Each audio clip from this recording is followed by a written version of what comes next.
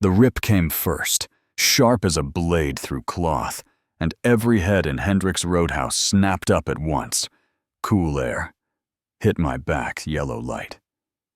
Hit ink, and the room went dead quiet. The dagger and 3 lightning bolts sat between my shoulders like a dare. Special Forces crest stitched through scar, and Cade Riker, king of the Iron Jackals, suddenly looked smaller than his knife. Folks say they'll never forget the sound, but I won't forget the silence. The jukebox hiccuped. The bottles stopped clinking.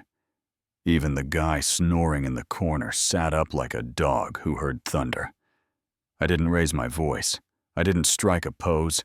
I just finally stopped shaking. And if you've ever lived with fear in your bones, you know exactly what I mean. 6 months earlier, I came to Grayford, Ohio with a duffel and a tight smile. Joe Hendricks took one look at the way I kept my back to the wall and handed me a key to the upstairs room. No questions, just a nod that said he'd been in rooms like the ones I try not to remember. Nights suited me.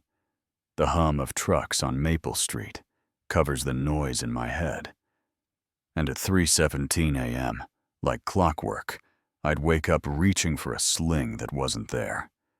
Count breaths, 5 in and 5 out. Swallow whatever sound tried to climb my throat, then roll my sleeves down to hide the map of old decisions carved into my skin.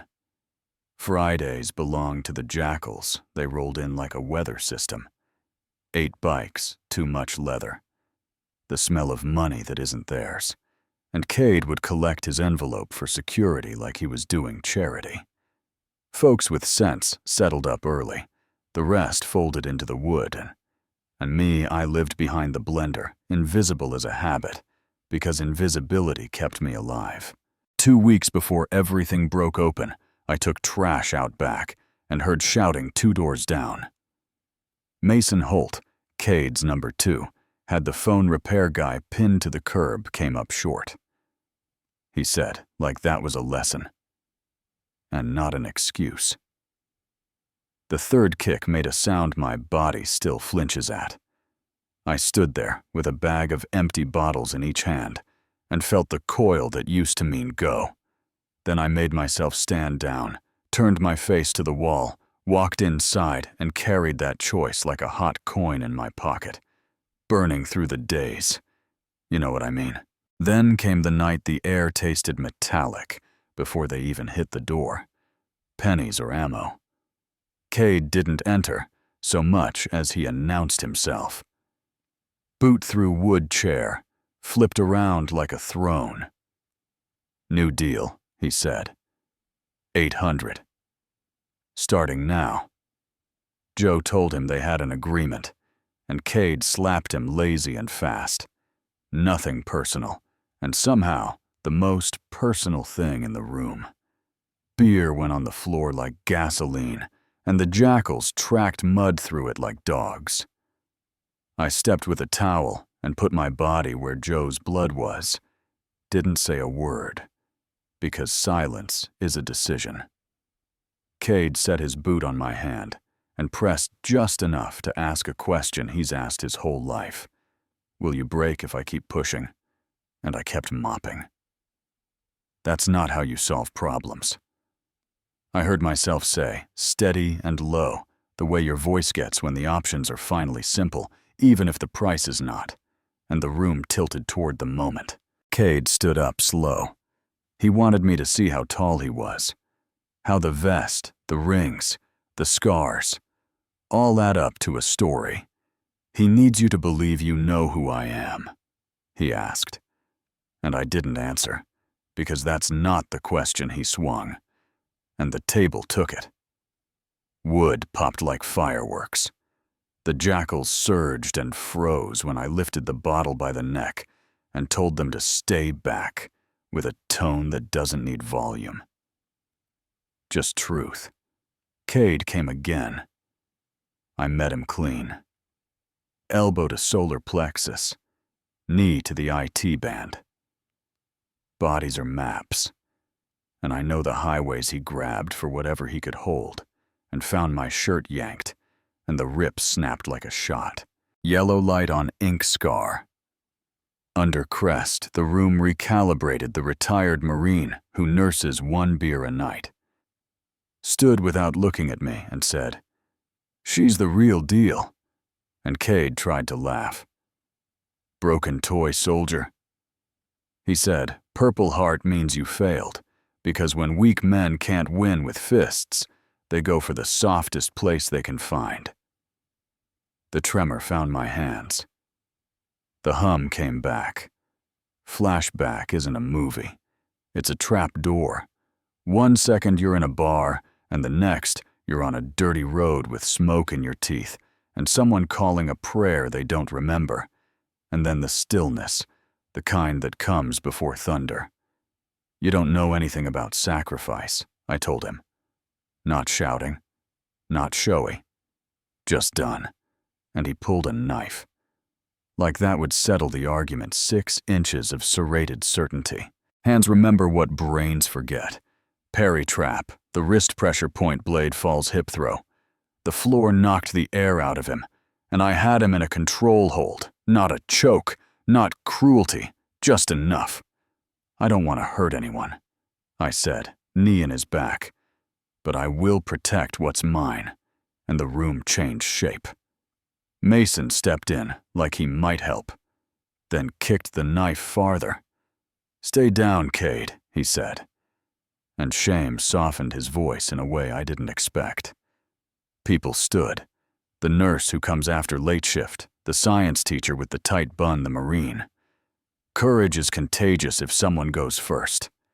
Phones were already rolling, and when Lieutenant Olivia Park walked in with 2 officers, and a calm that says, "Let's get this right." Nobody looked at their shoes. Joe pointed to the blood at the floor, the knife he pulled on her. He said, and the chorus held extortion. Assault, the words he spit. That stain more than beer stains would.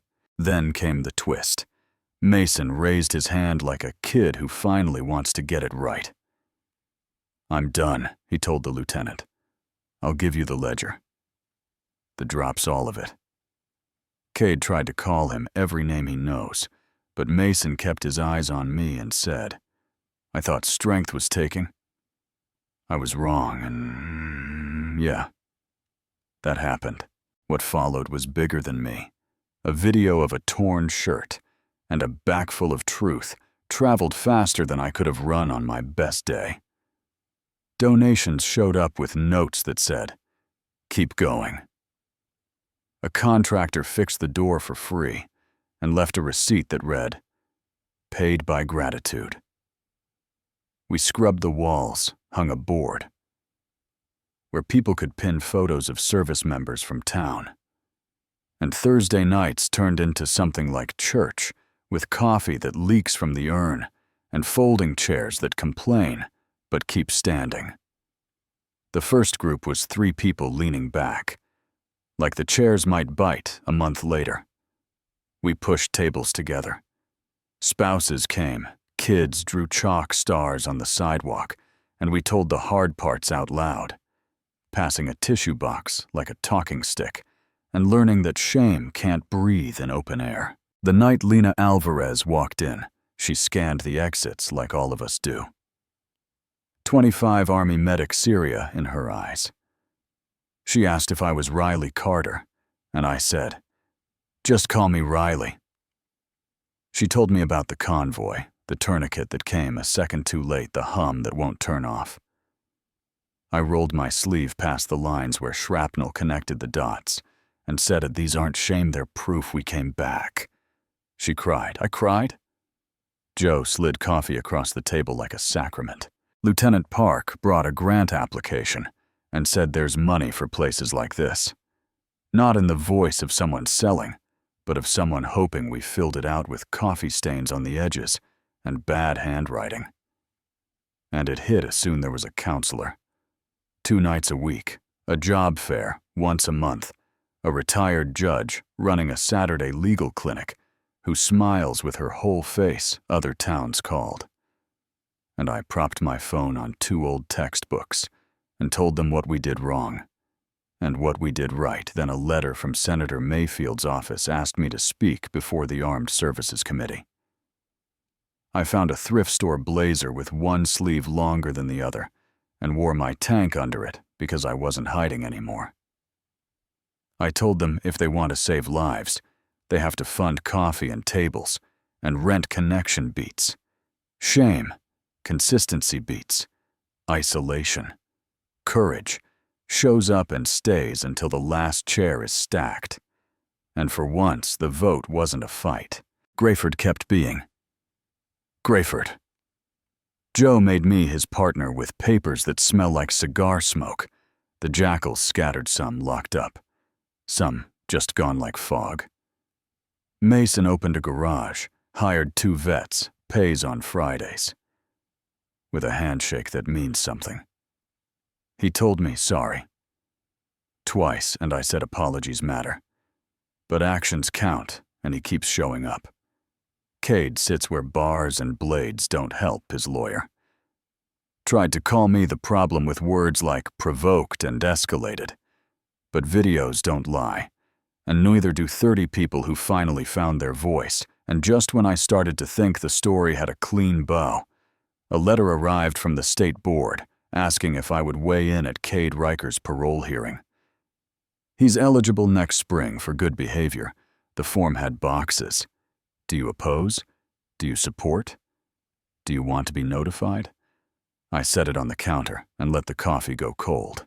Here's the part that might rub you raw. I don't know if letting him into our Thursday circle someday would heal something or reopen everything. Mercy and justice don't always sit at the same table. And who gets to decide when a man who hurt a town is allowed to try to heal it? If he asked to come in, would I hold the door or hold the line? Would one person listening from the shadows be helped by seeing him repent? Or would it tell every survivor in that room that their safety is negotiable? I'm wrestling with it, you might be too. If this hits something in you, talk to me in the comments. Was I right to hold that line? Would you ever let someone like Cade into a room meant for healing? Where do you draw the line between accountability and redemption? Tell me where you're watching from. Tell me what justice looks like, where you live. Tell me what you would have done. And if you know someone carrying the weight alone, share this so they know we're here.